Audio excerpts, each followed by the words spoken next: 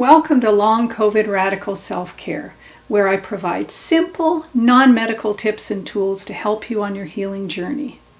Today I want to talk about a simple practice that has significant, scientifically proven benefits for your physical, mental, and social health. People who adopt this practice report less pain, better sleep, less depression and anxiety, more happiness, and better relationships. It costs nothing and takes very little time, generally only 5 to 10 minutes a day, and it doesn't cost any marbles. As a matter of fact, you might find that it actually gives you marbles. If you're not familiar with my marbles analogy, please see episode 4 about managing energy after this one.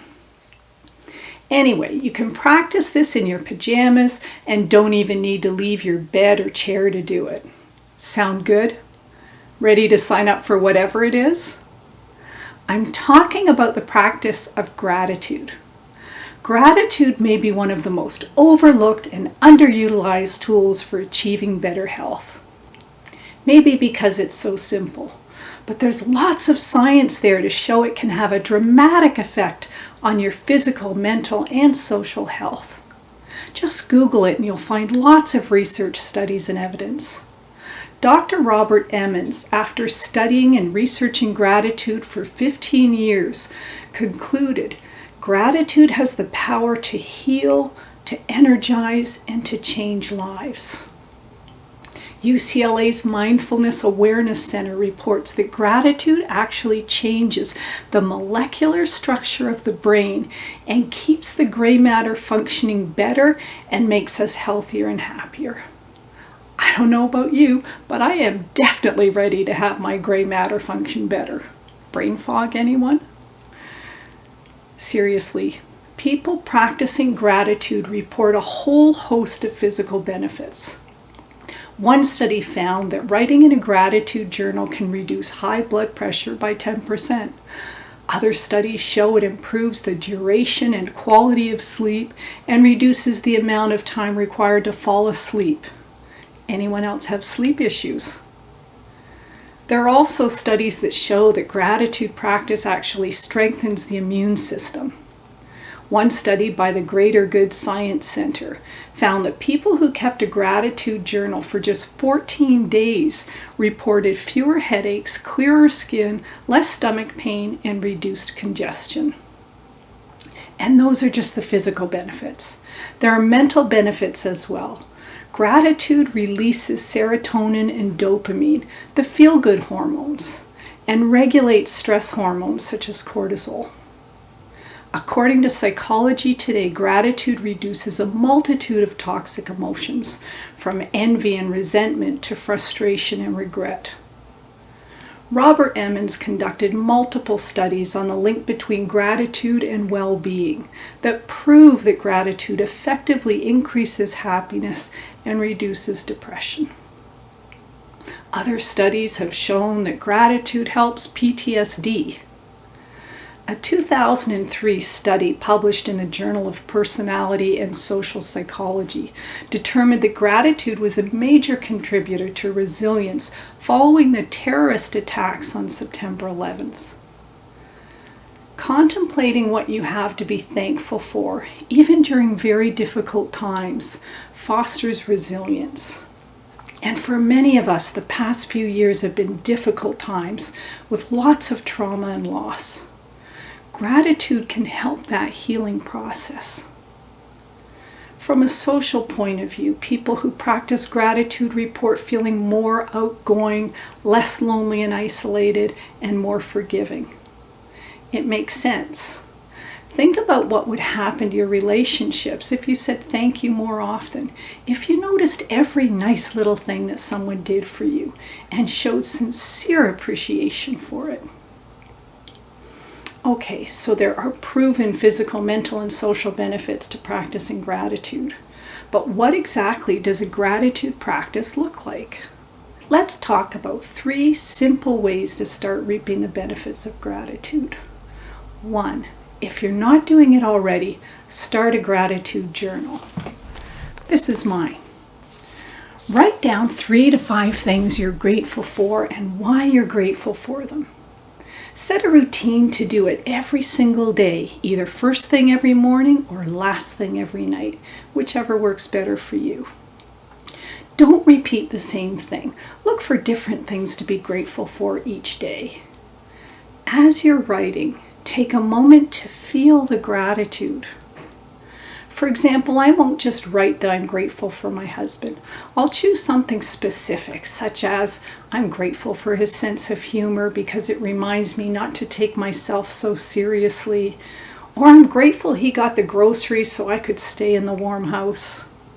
The gratitude should evoke not just a positive thought, but a positive feeling. You'll find that the gratitude practice is not just the 5 minutes that it takes to write down 5 things in your journal each day. It becomes so much more because you begin to look for things all day to be grateful for to write in your journal. That causes you to look at the world and look at your life in a different way. And when you're looking through the lens of gratitude, those feel-good hormones are being released, not only during the few minutes you're writing it down. They're being released every time you find something in your day to be grateful for, whether it's the sun shining through the clouds or a hot cup of coffee. The second thing you can do to practice gratitude in a way that promotes wellness is to find a way to be grateful for your body and the healthy parts of you. If you're watching this channel, you've probably got long COVID. You've got some things in your body that aren't working right at the moment. But you've got many more functions that are working right. What you appreciate appreciates. What you're grateful for grows. If you want your health to grow, appreciate what is already working in your body. Even if you have trouble breathing, be grateful that you are breathing, because as long as you're breathing, there's the opportunity for healing. If your legs hurt, be grateful for your feet. If your whole body hurts, be grateful for the years it didn't hurt, or be grateful that your heart is beating, or be grateful for the hope that you may get better. Do your legs still carry you? Can your aching arms still hug your loved ones? Do your hands still wash you and carry things and make food? Does your brain still remember more than it forgets? Do your best to look at the cup half full instead of half empty. As it becomes a habit, it'll get easier and easier, and as your health improves, it'll be easier. Before long, you'll feel like a different person living a different life, a happier life. In an episode about gratitude in his Chasing Life podcast, Dr. Sanjay Gupta talks to neuroscientist Christina Costa about how gratitude helped her deal with a brain tumor. One thing she does is kiss her finger and put it to the spot on her head where the brain tumor was, and remnants of it still is, essentially giving it love. As she does it, she feels gratitude for all that her brain does for her. She's a neuroscientist who knows the mechanics, and gratitude is an important part of her health regime. So if you're prone to headaches, consider kissing your finger and then put your finger to your head as a way of sending love or healing energy. If you have sore legs, send a kiss to your legs. Thank that part of your body for how it has served you in the past, even if it's in pain right now. This very simple act improves the connection between your body and mind and helps you harness the power of gratitude to promote better health. The third thing you can do to practice gratitude is to say thank you to those who have had a positive impact in your life, large or small. It could be as simple as saying a cheery and sincere "thank you very much" to the person who holds the door open for you at the store, or taking a moment to thank someone who's been supportive while you've been unwell.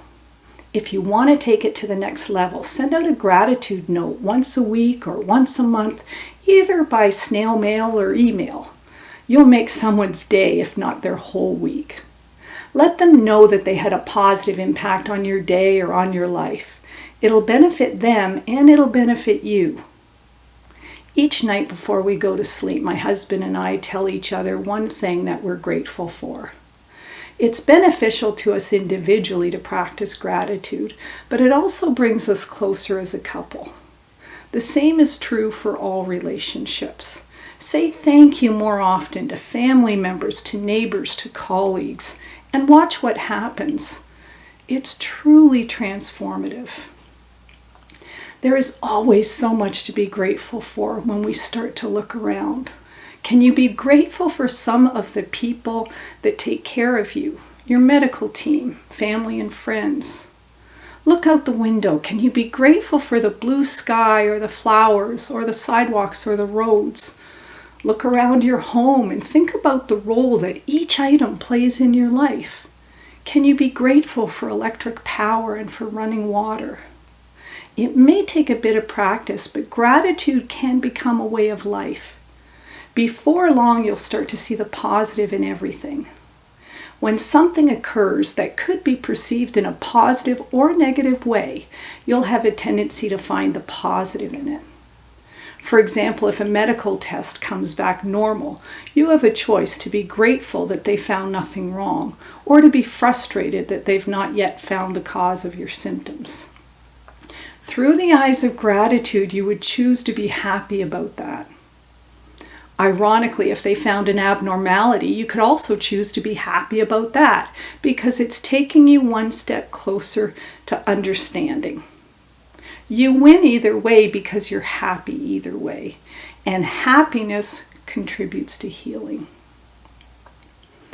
To recap the 3 ways to practice gratitude. 1. Write in a gratitude journal every day. 2. Find a way to be grateful for your body. And 3, express gratitude to the other people in your life. Before I close, here's a thought-provoking question. If you woke up tomorrow with only the things you were grateful for today, what would you have? What would you be grateful for today? Go ahead and start your gratitude practice right now, today, and watch your life change for the better. Thank you for joining me. I'm grateful for this opportunity to talk to you because it reminds me of the things I need to do to continue to get well. If you found this episode helpful, please take a second to click the like button and subscribe. It'll help me get this message out to other people who can benefit from it. I'll see you again next week. Until then, be kind to yourself and each other.